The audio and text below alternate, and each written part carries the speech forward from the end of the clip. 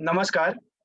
Maharashtra national law university Mumbai आणि centre for women child rights and gender justice तर्फे सर्व नागरिकांना प्रजासत्ताक दिनाच्या हार्दिक शुभेच्छा. आज मी वेदांत वैशाली जयंत. आणि मी श्रीराज दुसाने.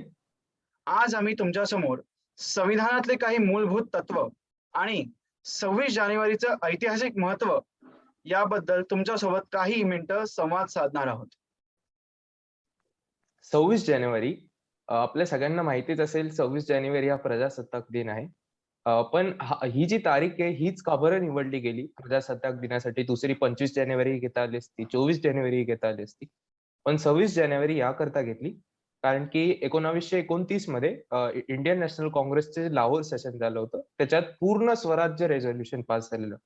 त्याचा अर्थ आहे की भारताला कम्प्लीट इंडिपेंडन्स हवा, कम्प्लीट आणि अनकंडिशनल इंडिपेंडन्स हवा.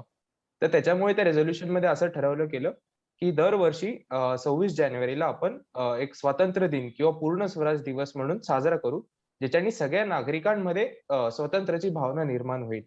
जरी स्वातंत्र्य नसेल भेटलं तरी तो स्वातंत्र्य दिन किंवा पूर्ण स्वराज दिवस म्हणून साजरा करण्यासाठी 26 जानेवारी ही तारीख निवडली गेली.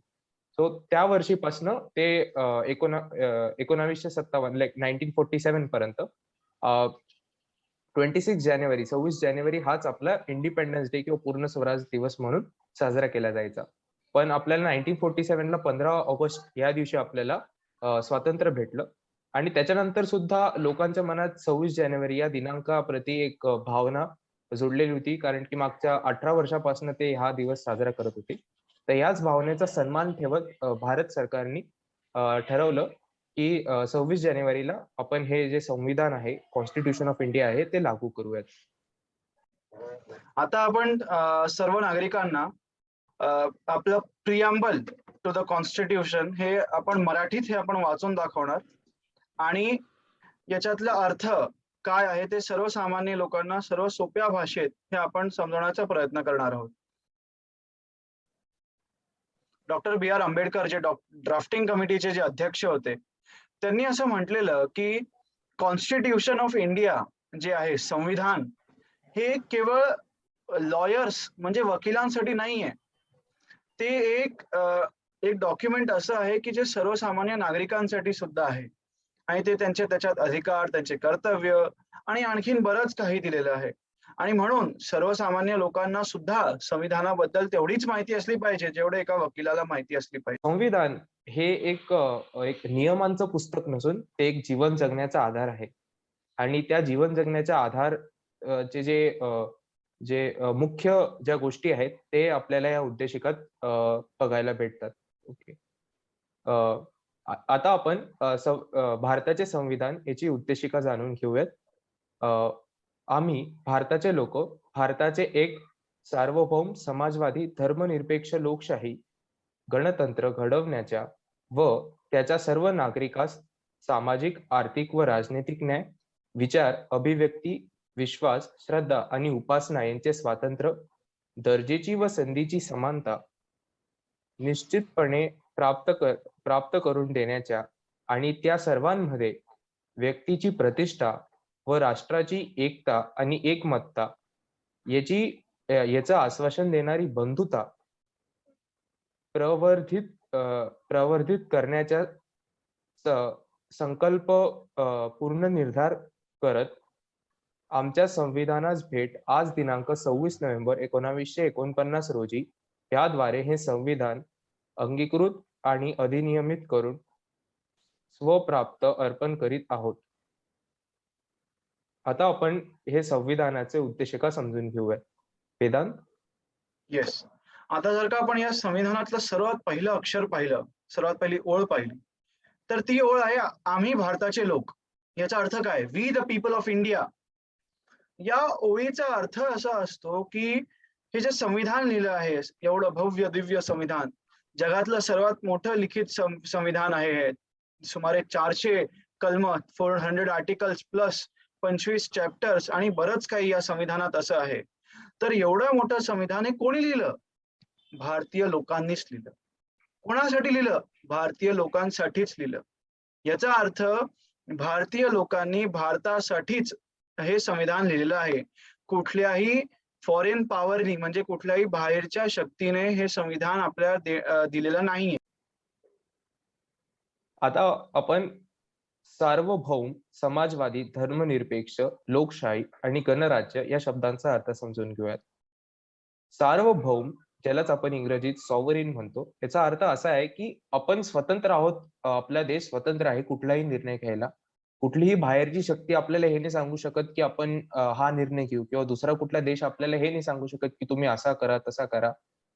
आपले जे भारत आहे, आपला जो देश आहे, तो स्वतंत्र आहे कुठलाही निर्णय घ्यायला, कुठल्याही संघटनेसोबत कुठल्याही संघटनेमध्ये जायला किंवा कुठल्याही संघटनेमधनं बाहेर पडायला. आपला हा जो देश आहे तो स्वतंत्र आहे आणि सार्वभौम आहे. समाजवादीला ज्यालाच आपण इंग्रजीमध्ये म्हणतो वेलफेअर सोशलिझम. भारतामध्ये सोशलिझम याचा अर्थ आहे वेलफेअर स्टेट.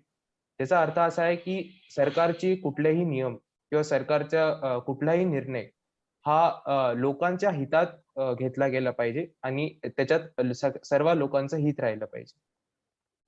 ओके. धर्मनिरपेक्ष किंवा पंथनिरपेक्ष किंवाच इंग्रजीमध्ये याला म्हणतो आपण सेक्युलरिझम. याचा मुळात अर्थ काय होतो? याचा अर्थ असा आहे की भारत कुठल्याही धर्मग्रंथावर चालत नाही. भारताला कुठलाही धर्म नाही. भारत कुठल्याही धर्मावर मानत नाही. भारत सर्व धर्माला समानतेने पाहतो. भारतात एक विविध धर्माने नटलेला हा देश आहे.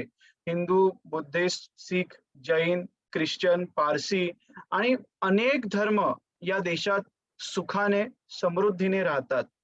याचाच अर्थ त्यांना समान अवसर, समानता, कायद्याचे रक्षण आणि सगळं काही मिळतं.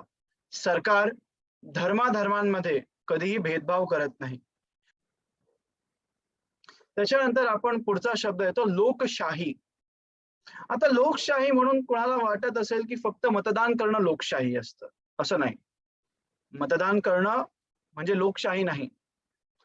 लोकशाहीचा खरा अर्थ तेव्हाच होतो जेव्हा नागरिक हे जागृत असतात आणि नागरिकांना त्यांचे अधिकार, त्यांचे कर्तव्य आणि सरकार कसं बनतं आणि सगळं काही माहिती असतं आणि तेव्हा जाऊन जेव्हा ते मत टाकतात आणि एक रिस्पॉन्सिबल गव्हर्नमेंट जेव्हा ते इलेक्ट करतात, तेव्हा जाऊन ती लोकशाही खरी विजयी होते. आणि याचाच अर्थ लोकशाही, डेमोक्रेसी होतो. आता आपण समजून घेऊयात गणराज्य याचा अर्थ काय. गणराज्य, त्यालाच आपण इंग्रजीत रिपब्लिक म्हणतो. जे गणराज्य म्हणजे आपला भारताचे जे पंतप्रधान आहेत, जे हेड ऑफ स्टेट आहेत, ते लोकांनी निवडलेले व्यक्ती आहेत, लोकांनी इलेक्ट करून दिलेले व्यक्ती आहेत. आणि गणराज्य याचा दुसरा अर्थ असाही आहे की ज्या देशात एक कॉन्स्टिट्यूशन किंवा एक संविधान असतं. त्याच्यामुळे भारत हा देश एक गणराज्य आहे. आता पुढे या संविधानात काय येतं? न्याय. न्याय म्हणजे जस्टिस इंग्रजीत आपण म्हणतो. संविधान कुठल्या न्यायाबद्दल बोलतोय? सामाजिक न्याय, आर्थिक न्याय, राजनैतिक न्याय. याचा अर्थ काय की संविधान तुम्हाला सर्व नागरिकांना सामाजिक न्याय, आर्थिक न्याय व राजनैतिक न्याय तुम्हाला देत आहे. याचा जस्टिस होत आहे. संविधानातले अनेक कलम याबद्दल बोलतात. आता आपण समजून घेऊयात स्वतंत्र म्हणजे नेमकं काय. स्वतंत्र जे आपल्या उद्देशिकामध्ये दिलं आहे, विचाराचं, विश्वासाचं, उपासनेचं, श्रद्धेचं स्वातंत्र्य. जे आपण म्हणतो freedom of speech and expression, तर याचा अर्थ असा नसतो की आपण काही पण बोलू शकतो किंवा काही एक्सप्रेस करू शकतो. फ्रीडम ऑफ एक्सप्रेशन यालाच कॉन्स्टिट्यूशन मध्ये रिझनेबल रिस्ट्रिक्शन जे आहे, रिझनेबल रिस्ट्रिक्शन याचा अर्थ की तुम्ही अशा काही गोष्टी नाही बोलू शकत जे की असंवैधानिक राहतील किंवा ज्या लोकांच्या एक सर्वसामान्य जनतेच्या विरोधात राहतील, अशा गोष्टी तुम्ही नाही बोलू शकत. पण हे सोडलं तर तुम्ही बाकी सगळ्या गोष्टी जे तुम्हाला बोलायचा आणि एक्सप्रेस करायचा पूर्ण अधिकार आहे. पुढचा शब्द येतो समानता. आता हा शब्द समजवण्याकरिता मी तुम्हाला एक चित्र दाखवतो. हे जे चित्र आहे याच्यात आपण दोन चित्र आहेत याच्यात. एका चित्रात लिहिलेलं आहे इक्वालिटी बिफोर लॉ आणि दुसऱ्या चित्रात लिहिलेलं आहे इक्वल प्रोटेक्शन ऑफ लॉ. आता इक्वालिटी बिफोर लॉ मध्ये म्हणजे समानता, सगळ्यांना समान द्यायचं. तर एक आपण मुलगा बघू शकतोय जो सर्वात हायटेड आहे, दुसरा मुलगा थोडा कमी हायटेड आहे, तिसरा मुलगा फारच छोटा आहे, बरोबर. हे तिघही जण मॅच बघण्याचा प्रयत्न करत आहेत, पण या छोट्या मुलाला एक स्टूल मिळून सुद्धा तो मॅच बघू नाही शकत आहे, बरोबर. आता समानता पाहिली तर हे समानता आहे, प्रत्येकाला स्टूल मिळाला. पण हा न्याय झाला का? नाही. कारण या समानतेमुळे या मुलाला न्याय मिळत नाही. तर आता समानता आणि न्याय हे दोघे एकत्र कसं करावं? तर ज्या हायटेड मुलाला गरज नाहीये स्टूलाची, तो स्टूल त्या लहान मुलाला देईल तो. आणि यालाच आपण रिडिस्ट्रीब्युशन ऑफ रिसोर्सेस म्हणतो. न्याय, समाजात न्याय करण्यासाठी आपण डिस्ट्रीब्युशन आणि रिडिस्ट्रीब्युशन ऑफ रिसोर्सेस करतो. आणि त्याचाच एक अर्थ जो श्रीराजनी समजवला, वेलफेअर स्टेट आपण असं त्याला म्हणतो. आणि याच कन्सेप्टनी आपण एक रिझर्वेशनच्या दिशेने जातो. आता तुम्ही बघा, हे तिघही जण दुसऱ्या चित्रात या लहान मुलाला 2 स्टूल मिळाल्यानंतर आरामात मॅच बघू शकतात. यालाच म्हणतो इक्वल प्रोटेक्शन ऑफ लॉ. आता आपण समजून घेऊयात बंधुता. बंधुता याचा अर्थ असा आहे की भारतात जे काही लोक आहे, कुठल्याही धर्माचे असतील, कुठल्याही लिंगाचे असतील, कुठल्याही जातीचे असतील, सगळ्या भारताच्या नागरिकांमध्ये एक बंधुता हवी आणि सर्वांनी एकमेकाचा सन्मान पूर्ण राहावं. आणि आपलं जे राष्ट्र आहे ते राष्ट्रात एकता आणि अखंडता राहावी. आपल्या जे उद्देशिकामध्ये जो हा शब्द आहे, राष्ट्राची एकता व एकमतता, तर हा एकमतता हा जो शब्द आहे तो 42nd कॉन्स्टिट्यूशनल अमेंडमेंट मधून 1976 मध्ये टाकला गेलेला.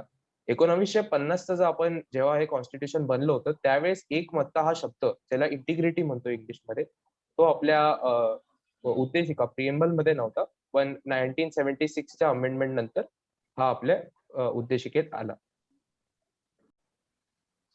आज दिनांक 26 नोव्हेंबर 1939 रोजी. आता ही जी एक ओळ आहे याचा अर्थ काय? 26 नोव्हेंबर 1949 मध्ये हे संविधान सभेने अंगीकृत, याचा अर्थ अडॉप्ट आणि एनॅक्ट केलं. आणि त्यांनी स्वतःला दिलं, give to ourselves this constitution of India. आता हे 26 नोव्हेंबर 1939 ला हे अडॉप्ट झालं, अंगीकृत झालं. पण आपण हे श्रीराज कडून समजून घेतलं की 26 नोव्हेंबर पासून ते 26 जानेवारी का झालं, याचा आपण इतिहास त्याच्याकडूनच ऐकून घेतला. आता पुढे आपण वळूया, ते म्हणजे रूल ऑफ लॉ कडे. Shriraj, rule of law. आपण समजून घ्यात रूल ऑफ लॉ. भारतात रूल ऑफ लॉ हा सुप्रीम आहे. याचा अर्थ असा आहे की या देशातला कुठलाही नागरिक, तो पंतप्रधान असो, राष्ट्रपती असो किंवा मुख्यमंत्री असो, त्या सगळ्यांना कायद्याच्या चौकटीत काम करावं लागेल. अर्थ असा की ती न्यायपालिका असो किंवा संसद असो किंवा आपली स्टेट असेंब्ली असो, हे कुठलेही विधिमंडळ असो किंवा अगदीच आपले काम करणारे वॉचमन अंकल असो, या सर्वांनाच कायद्याच्या चौकटीत, याचा अर्थ संविधानाच्या चौकटीत राहूनच काम करायला लागेल. याचाच सोपा अर्थ रूल ऑफ लॉ आहे.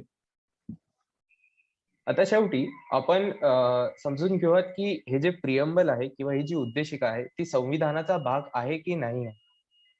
तर या गोष्टीवर इतिहासात बरेच खटले झालेत सर्वोच्च न्यायालयामध्ये. आणि Keshavananda Bharati and state of Kerala या केसमध्ये जो निकाल होता त्याच्यात सर्वोच्च न्यायालयाने असं सांगितलं की उद्देशिका म्हणजेच प्रियम्बल हा आपल्या संविधानाचा अविभाज्य भाग आहे.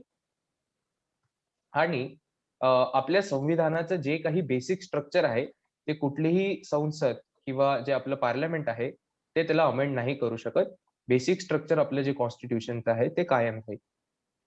आपण सर्वांनी आमचं हे संविधानाबद्दल जी एक छोटीशी माहिती होती ती ऐकून घेतली, त्याच्यासाठी खूप खूप धन्यवाद. आणि एक लक्षात ठेवा की 26 जानेवारीला फक्त देशभक्तीचे गाणे ऐकणं हे आपलं काम नसतं. 26 जानेवारीचं खरं महत्व काय, तर ते म्हणजे संविधान लागू झालं.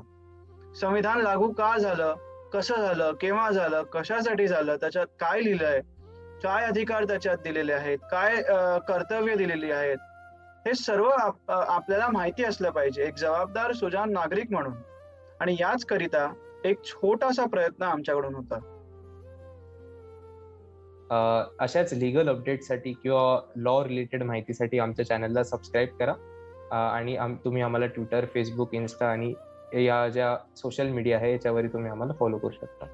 परत एकदा खूप खूप धन्यवाद. जय हिंद, जय महाराष्ट्र. धन्यवाद.